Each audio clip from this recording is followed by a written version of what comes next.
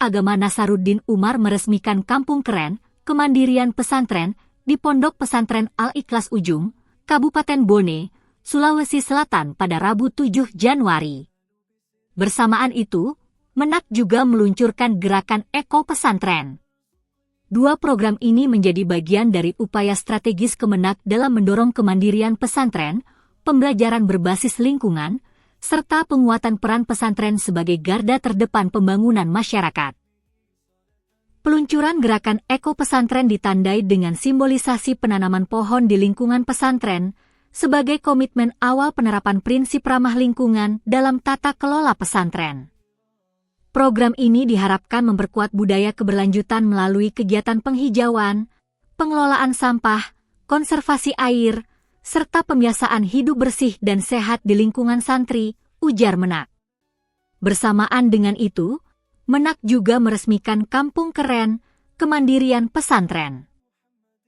Sebuah kawasan pemberdayaan ekonomi yang dibangun untuk memperkuat kemandirian lembaga pendidikan berbasis komunitas. Di dalam kawasan ini, sejumlah unit usaha produktif dikembangkan, antara lain budidaya ikan air tawar menggunakan sistem bioflok, pemanfaatan waduk buatan untuk empang dan irigasi, serta pengembangan sektor agribisnis yang dapat mendukung kebutuhan pesantren sekaligus membuka peluang kewirausahaan bagi santri.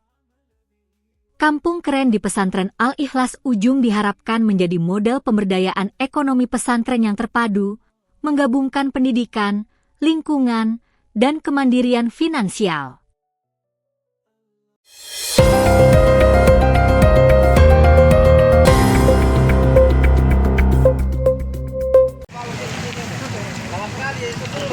Seorang warga bernama DG Nai dilaporkan hilang setelah diduga tenggelam saat menyeberangi Waduk Nipa-Nipa, Kecamatan Manggala, Kota Makassar. Hingga kini, korban bersama perahu yang digunakannya belum ditemukan.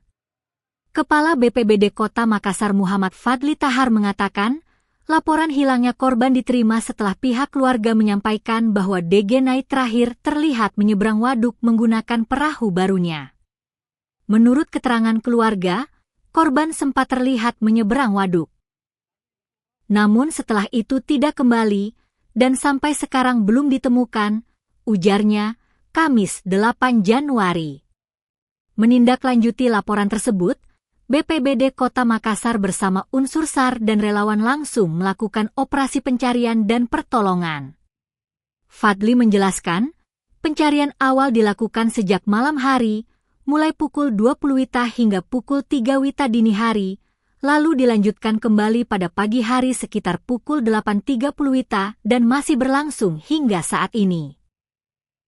Dalam operasi tersebut, BPBD Makassar mengerahkan 2 regu tim reaksi cepat dengan total 24 personel, didukung perahu karet, kendaraan rescue, serta peralatan SAR lengkap.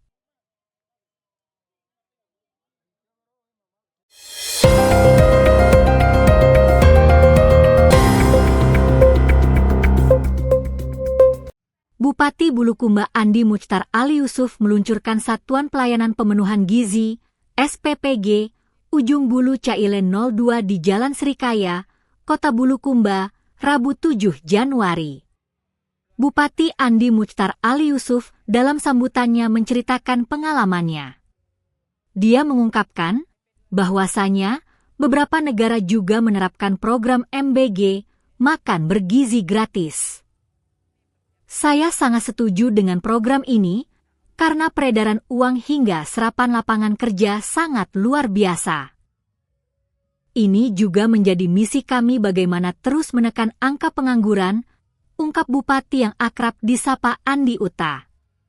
Lebih lanjut, Andi Uta berharap ke berbagai pihak agar bisa ikut menyukseskan program pemerintah tersebut demi masa depan anak-anak dan masyarakat Bulukumba yang lebih baik. Mari saling support, apalagi marketnya masing-masing berbeda. Jadi jangan saling menjatuhkan, jelas Andi Uta. Peluncuran ini ditandai dengan pengguntingan pita di pintu masuk SPPG oleh Bupati Andi Uta. Selanjutnya Ketua Tim Penggerak PKK Kabupaten Bulukumba, Hajah Andi Herfida Muchtar memotong nasi tumpang. Mitra Dapur SPPG Ujung Bulu Cailen 02, Hajah Hamrina Amuri mengaku bersyukur atas peluncuran tersebut. Dia menyebut, SPPG ini awalnya satu lokasi dengan rumah makan Grand 99 di Jalan Bakti Adiguna. Kami cuma pindahkan tempatnya, karena aturan terbaru SPPG tidak boleh satu tempat.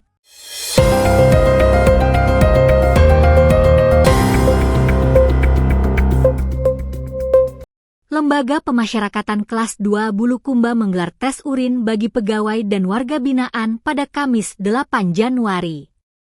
Langkah ini dilakukan sebagai bentuk penguatan deteksi dini serta komitmen nyata dalam memberantas penyalahgunaan narkotika di lingkungan pemasyarakatan. Kegiatan ini merupakan implementasi langsung dari program akselerasi Menteri Imigrasi dan Pemasyarakatan serta dukungan terhadap visi Astacita Presiden melalui penerapan Pancacarana Laksya Pemasyarakatan. Kepala Lapas Bulukumba, Akbar Amnur, menegaskan bahwa tes urin ini bertujuan untuk memastikan integritas petugas dan kepatuhan warga binaan. Berdasarkan hasil pemeriksaan yang dilakukan oleh tim medis klinik lapas, seluruh peserta yang diperiksa dinyatakan negatif narkoba. Kami berkomitmen penuh menjaga integritas dan marwah instansi. Hasil negatif ini membuktikan bahwa Lapas Bulukumba terus berupaya menciptakan lingkungan yang aman, kondusif, dan bersih dari narkoba, ujar Akbar Amnur. Pelaksanaan kegiatan berlangsung tertib dan lancar. Kedepannya, pihak lapas akan terus melakukan evaluasi berkala sebagai bentuk pengawasan internal yang berkelanjutan.